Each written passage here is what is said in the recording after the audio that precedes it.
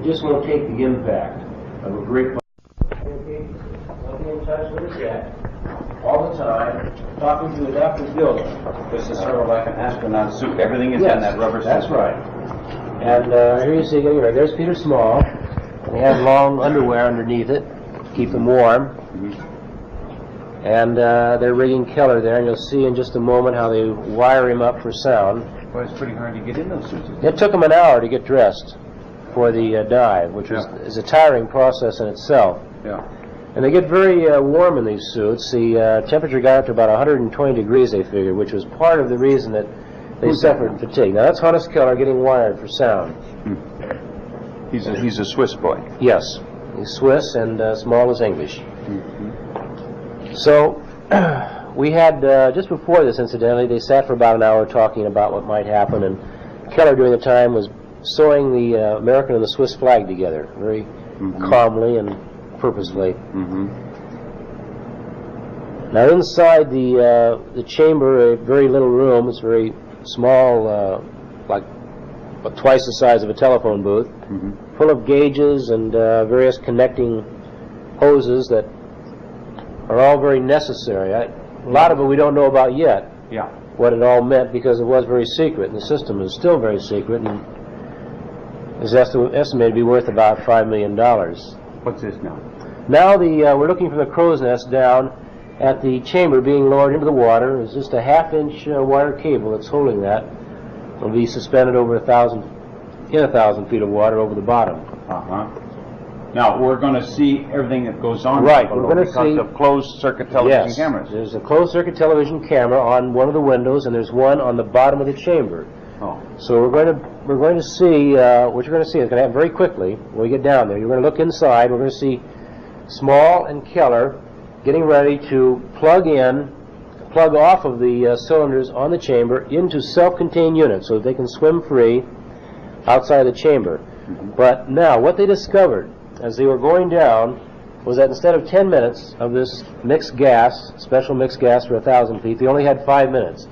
So what happened there? There was a small leak developed that all of a sudden that they had no idea about until they started down, and they decided between them that they'd go ahead with the experiment. But this, instead of both of them getting out, only Keller would get outside of the chamber. I noticed the water's moving to the right. Yes, we have quite a current running this day, and so you'll see the bubbles coming up and moving beside the ship. And this played a part probably in the loss of one of the men. That's the big cable wheel. That's right. It's a cable wheel, and we're lowering the chamber now, and it's going down. It took about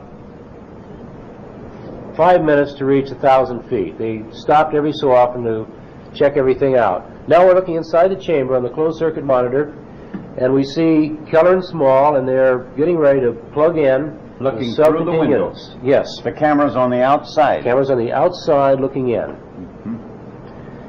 Keller now going to take the flag and step out on this ladder. Now when he does this, the flag swirls around his face. Is this at 1,000 feet? We're at 1,000 feet now.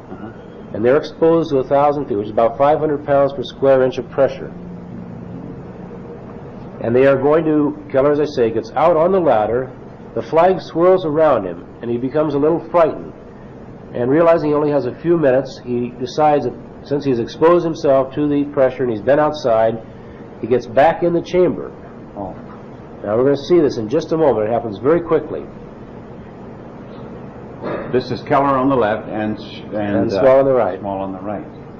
And they're checking. There's about 150 gauges in there that they have to check, and I don't really have any idea what they all mean. Both were going to go out. That was the intention, but they decided at this point, they actually came to realization they only had 5 minutes of this mixed gas. Now, that's it. That's Keller outside, and all of a sudden the flag swirls around him, he gets back in. They got back in the chamber, and they cannot be seen on the closed-circuit monitor because they have evidently both passed out. And what had happened was that they got back in, pushed the emergency button, and realized that the gas was gone that they had planned to use. Now we're looking inside the chamber, there's no sign of the men. But they've received the signal to pull the chamber up, so they brought it up to 250 feet. What had happened inside, we found out later, was that both Keller and Small had tried to get their masks off so that they could breathe the air inside the chamber, because Now they had used up the oxygen on the mixed gas mixture. Yeah. And what had happened, Keller got his mask off and was breathing the chamber air, but Small had not. So he was breathing almost pure argon and helium, whatever. So that he had a case of anoxia, lack of oxygen.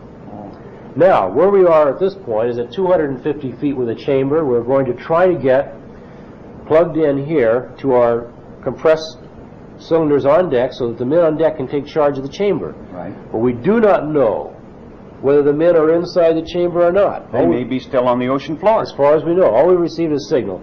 Now, what we found out is that we cannot get pressure in the chamber. They have not turned off the exhaust valve, so we can't bring the thing all the way up to the surface. Right. So we called out the two emergency divers. One is Dick Anderson, an American. The other one is a 19-year-old fellow, Chris Whitaker, from England. He was brought over by Small, probably. Yes, he was a friend of Small's and was here, and Small selected him to be the other rescue diver. We had no idea we'd need him. So they were brought out, and they were sent down now to 250 feet to check all of the exhaust valves and see if so they were tightened up so that they could maintain the pressure inside the chamber and bring the men up to the deck where they could start to work on it. Everybody is panicky on the boat about this time. Everybody is really upset because we have, as I say, there's just no idea what's happened to the men. Now the two divers get down there and they turn off all the valves, supposedly, they think. And you see now the bubbles still coming up, still gushing up the bubbles. And the divers come back up, and you'll see them come up in just a moment. And what they've, here they are, they're checking all the valves here. They check the hatch cover, and it looks like it's closed, and they check the valves. Now Anderson's up, and he says, okay, we got it. We did all the things you said. They thought, okay, come on out of the water. And so Anderson's going over the side there, and they're checking and trying to put the pressure down the chamber, but it's not holding. The gauges are saying it's just not holding the pressure. They can't get the pressure in it to bring it up. So they're going to lower it back down again because they're really getting desperate about the thing.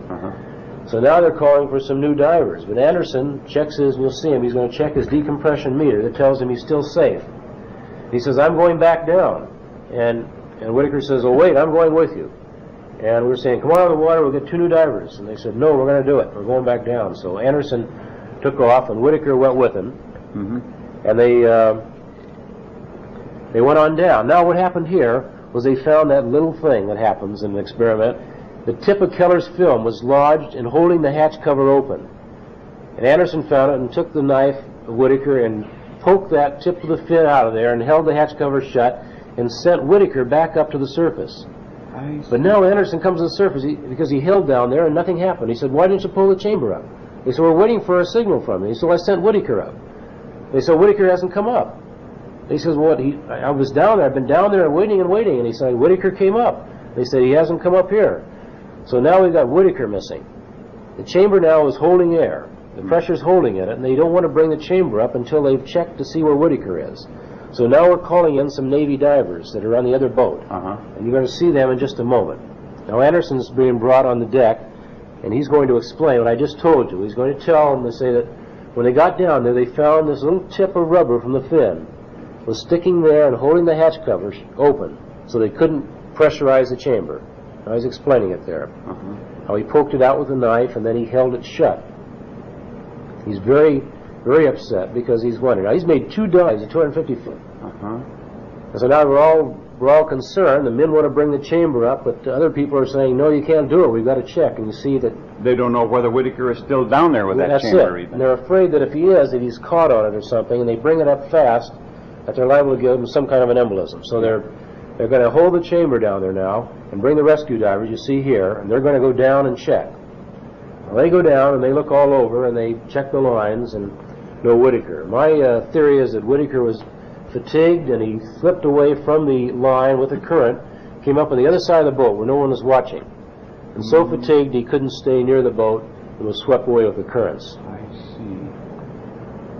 These are the bubbles coming up in the chamber. There's Anderson again explaining to one of the other. Now we're going to bring the chamber up, put it on the deck, and start the decompression. Now, Keller has come to. He's talking with Billman. He's very coherent. He's in good shape. He's a little fatigued. Small is finally revived, but Small is incoherent. He's in a great state of shock. And Keller goes to work under Dr. Billman's directions, trying to revive him and bring him around. The theory is that that he suffered great anoxia, lack of oxygen, and that finally shock took over. And in a few moments, you'll see the time when we had the chamber in to the dock. They went through 6 hours of decompression with Keller working on Small. Most of the time, Small was unconscious. They're trying to decide whether to pull them in out of the chamber and try to work with them in another bigger chamber or to leave them there. And they decided probably to leave them inside the chamber, talk to Keller, because Keller has remained conscious during the whole time. Now we're back at the hospital ship, and we find out that Small is slumped over the hatch cover in the bottom, and Keller's too weak to get him off it to get the hatch cover open. So we have to take the chamber off the deck, lay it on its side,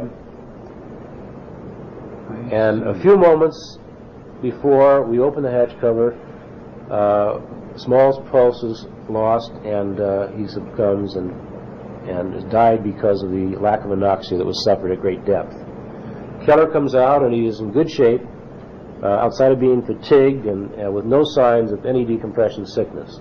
So the experiment was a great success. Now we're seeing the thing lowered on its side. And there's Mary Small, Peter Small's wife, waiting, and you'll see Peter Small brought out of the chamber. And a man who gave his life to break through one of the barriers and to take us to a depth that...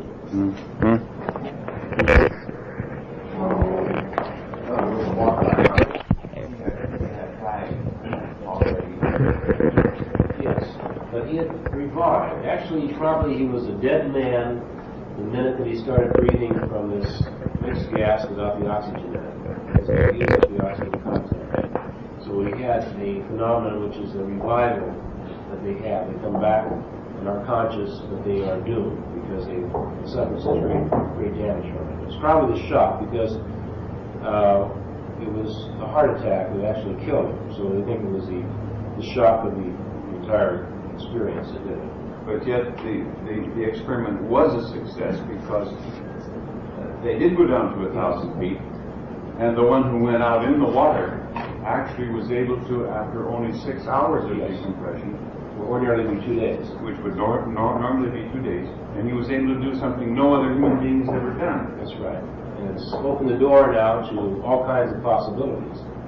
And eventually, I think scuba divers will be using equipment, and they'll be able to go to these depths just for recreational diving. What about that fellow that was swept away? You said he was only 19 years old. That's pretty young, isn't it?